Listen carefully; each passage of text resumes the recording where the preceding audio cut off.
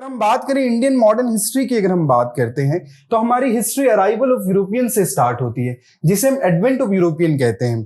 क्या जरूरत पड़ी यूरोपियंस को इंडिया आने की, ऐसा क्या था, कौन से ट्रेड के रीजंस थे और क्या क्या रीजंस थे, इन सभी चीजों को हम डील करेंगे। लेकिन पहले हम देखते हैं कि क्या जरूरत थी। पहले हम रूट्स को देखते हैं। एडवेंट ऑफ यूरोपियन का मतलब है कि यूरोपियंस का इंडिया में आना, क्या इससे पहले यूरोपियंस इंडिया में नहीं आते थे। इन सभी चीजों को हम क्लियर करते हुए अपने कोर्स को आगे बढ़ाएंगे। ये आप देख सकते हैं वर्ल्ड का मैप है, जिसमें हमें हमारा प्यारा भारत दिख रहा है। ये यूरोप का सेक्शन है। यहां से इनको आने के लिए हमने पहले भी पढ़ रखा है कि कॉटन को लेकर, स्पाइसेस को लेकर और भी कई सारी चीजों को लेकर हमारे यहाँ से ट्रेड्स होते रहे। जैसा कि एंशिएंट इंडिया और हमने मेडाइवल इंडिया को देखा है, ये हमारा इंडिया सारी चीजों, सारे रिसोर्सेस से भरा पड़ा है। इसके लिए हम पूरे वर्ल्ड में ट्रेड करते थे। कॉटन का ट्रेड होता था हमारे यहाँ से, सिल्क का ट्रेड होता था, चाइना से भी सिल्क का ट्रेड होता था, जो सिल्क रूट बनाया गया था। तो ये सारे ट्रेड्स हो रहे थे। अचानक से ये समुद्री रास्ता ढूंढने की क्या जरूरत पड़ गई?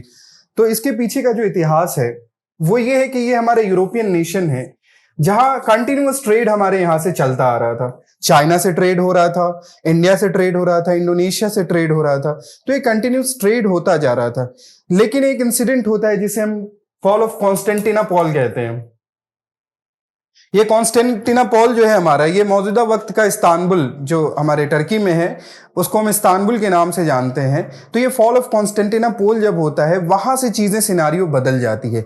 जो ट्रेड हमारा चल रहा था, इसके पीछे की भी एक कहानी है रेनेसा की। यूरोप में रेनेसा की कहानी हमने पढ़ रखी है, हमने सुन रखा है। रेनेसा के टाइम में क्या होता है कि साइंटिफिक डेवलपमेंट होते हैं। रेनेसा के टाइम में हमारे दैती नाम के एक स्कॉलर गुजरे, मैं तो उसको स्कॉलर ही बोलूंगा। उन्होंने एक किताब लिखी जिसका नाम था डिवाइन कॉमेडी, जिसमें उन्होंने चर्च को, क्रिश्चियनिटी को उन्होंने कॉमेडी के रूप में, पैरोडी के रूप में स्टार्ट किया, जिसके बाद उन्हें डेथ पेनाल्टी भी मिली। लेकिन वहां से रेनेसा की बात हुई, जो मोनोपोली ऑफ चर्च थी उसको खत्म किया गया। हमारे गैलीलियो जैसे लोग आए, न्यूटन जैसे लोग आए, जिन्होंने साइंटिफिक थ्योरीज दी। जब यूरोप साइंटिफिक थ्योरी से उभर रहा था, जब वहां रेनेसा आ रहा था, नई नई टेक्नोलॉजीज बन रही थी, उनके पास क्रॉप रोटेशन जैसी टेक्निक्स थी, उनके पास मशीनरीज होने लगी, उनके फार्मिंग्स बढ़ने लगी, पोल्ट्री और जो कैटल वाला डेवलपमेंट है वो भी वहां पे होने लगा। तो वहां से जब रेनेसा आ रहा था, तो रेनेसा क्या सोसाइटी, जैसे हमारे यहाँ एक सोसाइटी है जो वेजिटेरियन सोसाइटी है, उनको लगता है the most pious food is vegetarian food, वैसे ही हमारे वहां यूरोप में चल रहा था। लेकिन जब रेनेसा आया, चीजों को बताया गया, चीजों में डेवलपमेंट आई, तो उनके प्लेट्स भी चेंज हो गए, उनके खाने के पैटर्न, उनके लिविंग पैटर्न, उनके जो प्रेयर्स पैटर्न है, सभी चीजों में चेंज आने लगा। ये चीजें हमने रेनेसा में देखी। जब ईटिंग पैटर्न में चेंज आया, तो अब उन्हें क्या, जो फ्लैश है, जो मीट्स है, उनको वो प्रिजर्व नहीं कर सकते थे। उस वक्त रेफ्रिजरेटर नहीं बना था, तो उसको प्रिजर्व करने के लिए उनको स्पाइसेस चाहिए थी, उनको कॉटन्स चाहिए था। ये सारी कनेक्टिंग द डॉट के बाद वो चीजें आती हैं इंडिया की तरफ, और इंडिया से उनके स्पाइसेस का ट्रेड चल रहा था, इंडोनेशिया से स्पाइसेस का ट्रेड चल रहा था, चाइना से ट्रेड चल रहा था। और उसका एकमात्र रूट था जिसके थ्रू वो आया करते थे, वो लैंड रूट को फॉलो किया करते थे। जो हमारे लैंड रूट हुआ करते थे उसको फॉलो किया करते थे। ये जब हम रूट्स की बात करते हैं तो हमारे लैंड रूट्स को फॉलो किया जा रहा था। लैंड रूट में जब वो डायरेक्टली हमारे यूरोप से सेंट्रल एशिया होते हुए इंडिया का ट्रेड किया जा रहा था। लेकिन अभी मैंने आपको एक टर्म बताया, फॉल ऑफ कॉन्स्टेंटिनोपल। कॉन्स्टेंटिनोपल जो जगह था जहां पे क्रिश्चियनिटी का रूल हुआ करता था, इस रूट को हम फॉलो किया करते थे। ये हमारा टर्की वाला जो रीजन है, यहाँ पे कॉन्स्टेंटिनोपल का फॉल हो जाता है, डिक्लाइन हो जाता है। वहां पे ऑटोमन एम्पायर आ जाते हैं। ऑटोमन एम्पायर जिसको लीड मुस्लिम कर रहे थे, और यहाँ पे क्रिश्चियनिटी के रिलीजियस कॉन्फ्लिक्ट की वजह से भी इस ट्रेड को बंद कर दिया जाता है। और रिलीजियस कॉन्फ्लिक्ट के साथ साथ ट्रेड भी चल रहा था, तो उस ट्रेड को स्टॉप कर दिया जाता है। अब यूरोपियंस की जो डिमांड्स हैं उसको पूरा करने के लिए उन्हें इसको कंप्लीट करना था। अब उस डिमांड को कैसे कंप्लीट कर सकते हैं? आप देख सकते हैं एक रूट ये भी हो सकता था कि मेडिटेरियन सी होते हुए, रेड सी होते हुए भी ये आ जाए। लेकिन यहां भी हमारे ऑटोमन एम्पायर जो थे, उन्होंने इस रूट को ब्लॉक कर दिया था। तो जो दो पॉसिबल रूट्स हुआ करते थे, दोनों के ब्लॉकेज के बाद अब वहां पे एक तनातनी बन गई कि अरे यार रेनेसा आ गया, सारी चीजें आ गई, डेवलपमेंट हो गया।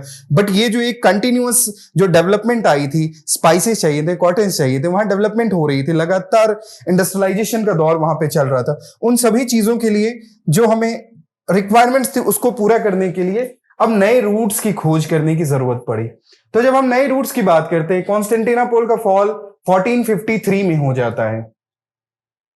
उसके फॉल के बाद, कॉन्स्टेंटिना के फॉल के बाद, यहां पे आप देख सकते हैं स्पेन और पुर्तगाल, ये दो कंट्रीज ऐसे थे जो उस टाइम की बहुत डायनेमिक कंट्रीज थी। उस टाइम ब्रिटिश का नाम नहीं था, उस टाइम फ्रेंच का नाम नहीं था। उस टाइम जो सबसे डेवलप्ड नेशन में आती थी, जिनके पास सबसे ज्यादा नेवल पावर थी, जिनके पास नेविगेशन पावर थी, जिनके पास पैसे ज्यादा थे, जिनके पास चर्च की पावर थी, वो हमारे स्पेन और पुर्तगाल थे।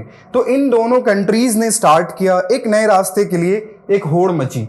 और इस होड़ में क्या होता है कि वास्को डिगामा नाम के जो नेविगेटर होते हैं वो इंडिया की तलाश कर लेते हैं। ये सर्च जारी ही हुआ था कि इंडिया के लिए, स्टर्न कंट्री के लिए, इन्होंने अलग अलग कंट्री से, हमारे इटालियन क्रिस्टोफर कोलंबस थे, ये निकलते हैं, हमारे बार्सिलोना दियास निकलते हैं, और इसमें ब्राजील की खोज होती है, इंडिया की खोज वास्को डिगामा करते हैं, कोलंबस यूएसए की खोज करते हैं। तो ये इस सर्च में कई 3 नए जगह की खोज होती है, जिनके नए रूट्स की खोज होती है। इन सभी चीजों को हम डिस्कस करते हैं वन बाय वन, हम डिटेल में भी इस चीज को देखेंगे। वास्को डिगामा ने 1498 में, जो पुर्तगाली नेविगेटर होते हैं, इन्होंने एक रास्ता ढूंढा यूरोप से इंडिया के लिए। जो मैं अभी आपको जिस रूट के बारे में मैं डिस्कस कर रहा था, ये वही रूट था जो यहां से Cape of Good Hope, South Africa के नीचे से ये मेडागास्कर के रास्ते इंडिया तक पहुंचते हैं, कैलिकट में पहुंचते हैं, जिसको भी हम डिटेल में डिस्कस करेंगे। अब ये केप ऑफ गुड होप क्या है, इसकी भी हम बात करेंगे, सभी चीजों पे हम चर्चाएं करेंगे। तो why did Portuguese become the first to reach India? अभी मैंने बात किया पुर्तगाल और मैंने बात किया स्पेन के बारे में। पुर्तगाल और स्पेन दोनों के यहाँ नेविगेटर, दोनों के यहाँ टेक्नोलॉजीज होती हैं, तो एक कंपटीशन का माहौल हो जाता है। एक कंपटीशन का माहौल जब होता है तो अलग अलग किंग्स जो पुर्तगाल के होते हैं, अलग अलग किंग्स जो हमारे स्पेन के होते हैं, उन सब के बीच में ये कंपटीशन चलती है कि कौन पहले रास्ता ढूंढ के निकालता है। उसमें से जो सबसे फेमस नाम आता है वो पुर्तगाल के प्रिंस हेनरी होते हैं। इनके बारे में कहा जाता था कि ये जागते सोते सिर्फ एक ही बात करते थे कि किसी तरीके से इंडिया तक का रास्ता, इंडिया तक का सी रूट जो है, समुद्री रास्ता ढूंढा जाए। इसलिए इनका नाम भी द नेविगेटर पड़ा, क्योंकि ये इतना ज्यादा उस नेविगेशन के लिए, उन रास्तों की तलाश में इतना ज्यादा मेहनत करते हैं, ये इतना ज्यादा डेडिकेशन था इनका, इसलिए इनका नाम द नेविगेटर के नाम से इतिहास में फेमस भी है। और इनकी डेडिकेशन को देख के पोप निकोलस V, जो वहां के चर्च के हेड होते हैं, जो पुर्तगाल के चर्च के हेड होते हैं, वो इनको एक पोपल बुल देते हैं। ये एक फरमान टाइप का होता है कि हाँ, you are allowed to search for the route. जो सी रूट की तलाश थी उसको चर्च अपनी अथॉरिटी दे देता है इनके डेडिकेशन को देखते हुए। लेकिन इनके जीते जी तो ये पॉसिबल नहीं हो पाता है कि इक्वेटर के पास भी यूरोप या पुर्तगाली या फिर स्पेन, कोई भी कंट्री पहुंच पाई। कोई भी कंट्री वहां तक इक्वेटर को भी क्रॉस नहीं कर पाती है। बट इनका बहुत बड़ा रोल रहता है इन चीज़ों में, बहुत इन्वेस्टमेंट करते हैं ये इन सब चीज़ के बारे में। आगे हमारे जो दूसरे किंग आते हैं उनका नाम होता है king John II। King John II हमारे हेनरी के बाद आते हैं। इनके टेन्योर में एक इंसिडेंट होता है जो हिस्टोरिक इंसिडेंट होता है। एक पर्सन होते हैं 1487 में, बार्थोलोमेओ डियास इनका नाम, बहुत ही कॉम्प्लिकेटेड नेम। बार्थोलोमेओ डियास क्या करते हैं, ये केप ऑफ गुड होप की तलाश करते हैं। ये शिप लेके आते हैं और मैं आपको मैप में दिखाऊं, ये जो हमारा पोर्शन है साउथ अफ्रीका का, जो सदर्न पॉइंट है, इसको हम केप ऑफ गुड होप के नाम से जानते हैं। अभी तक कोई भी ऐसी कंट्री नहीं थी, कोई भी ऐसा नेविगेटर नहीं था जिसने ये कैनरी आइलैंड को क्रॉस किया हो। But he was the first person, Dias was the first person जिसने इक्वेटर को क्रॉस किया। और वो यहां जब पहुंचते हैं, केप ऑफ गुड होप का नाम तो खैर बाद में पड़ा, इन्होंने केप ऑफ गुड होप का नाम केप ऑफ स्टॉर्म रखा था, क्योंकि वहां पे एक तूफान आता है और तूफान की वजह से ये यहां पहुंच जाते हैं और इन्हें लगता है कि इन्होंने इंडिया को ढूंढ निकाला। लेकिन बाद में पता चलता है कि ये साउथ अफ्रीका के सदर्न पॉइंट पे पहुंच चुके होते हैं और बहुत बड़ी हिस्टोरिक अचीवमेंट होती है ये। वहां से फिर इनको वापस बुलाया जाता है और इस स्पेस का नाम, इस जगह का नाम केप ऑफ गुड होप रख दिया जाता है किंग जॉन II के द्वारा। तो ये बहुत बड़ा इंसिडेंट होता है, इक्वेटर को क्रॉस कर चुके होते हैं, केप ऑफ गुड होप मिल चुका है, वेरी नियर टू इंडिया। कहीं ना कहीं एक ड्रीम इन लोगों को सच होता दिखने लगता है। आगे कहानी बढ़ती है, एक ट्रीटी आती है, ट्रीटी ऑफ टॉर्डेसलास। क्या है ट्रीटी ऑफ टॉर्डेसलास? ये भी बहुत इंपॉर्टेंट इवेंट कवर होता है। ये जो हमारी ट्रीटी है ये भी बहुत तस्वीरें बदलती हैं। क्या तस्वीर बदलती है? 1494 का टाइम आ चुका होता है।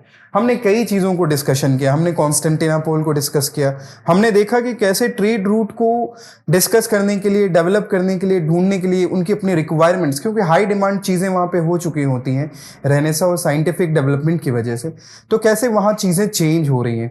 हम देख रहे हैं कि स्पेन और पुर्तगाल, हमें पता है मॉडर्न हिस्ट्री में हम पढ़ते हैं, हम हिस्ट्री में पढ़ते हैं ब्रिटिश के बारे में, फ्रेंच के बारे में, लेकिन अभी तक की तस्वीर में, अभी तक के पिक्चर में कोई कंट्री का नाम नहीं है, सिर्फ ब्रिटिश और सिर्फ पुर्तगाल और स्पेन का नाम है।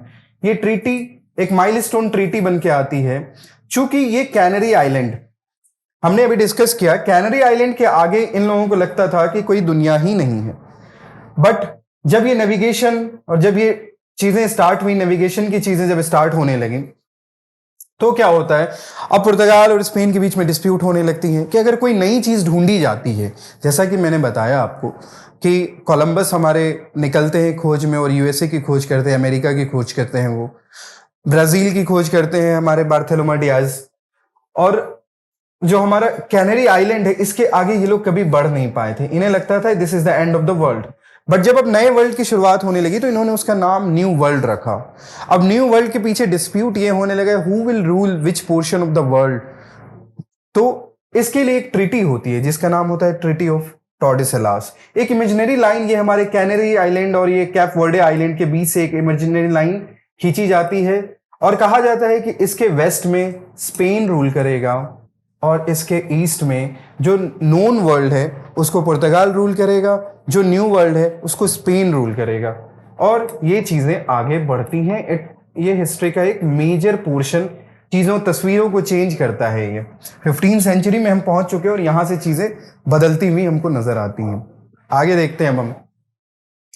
अब हमारी बात आती है द माइलस्टोन फॉर इंडिया, जब हमारे किंग मैनुअल आते हैं। किंग मैनुअल एक टास्क देते हैं वास्को डिगामा नाम के नेविगेटर को 1497 में, to find the exact route of India following the path of Bartholomew Dias. जिन्होंने केप ऑफ गुड होप को ढूंढ लिया था, उसके मैप को ढूंढते हुए ये फाइनल रास्ते तक पहुंचने की इंडिया की तलाश 1497 में दी जाती है वास्को डिगामा को, और वास्को डिगामा इस काम को कंप्लीट भी करते हैं। जैसा कि हम जानते हैं 1498 में वास्को डिगामा ने फॉलो किया उसी रूट को जो हमारे बार्थेलोमा डियाज का रूट था, down the west of Cape of Good Hope, उसको फॉलो करते हुए इंडिया की तलाश खत्म होती है। और इसमें इंटरेस्टिंग इवेंट क्या होता है कि जब ये हमारे इंडिया से पहले केप ऑफ गुड होप को क्रॉस करते हैं तो ये मोजाम्बिक में जाके इनकी शिप रुकती है, तो वहां देखते हैं कि बहुत सारे इंडियन शिप्स वहां पे जो एंकर्ड रहते हैं। वहां पे इन्हें एक बंदा मिलता है अब्दुल मजीद नाम का, उसको ये हायर करते हैं और बहुत आसानी से ये सेल करते हुए कैलीकट तक पहुंच जाते हैं। As you all know that Calicut is part of India. तो उस जमाने में फाइनली 1498 में जाके वास्को डिगामा की ये जो तलाश और ये प्रिंस हेनरी ने जो ख्वाब देखा था वो यहाँ पे आके कंप्लीट होता है।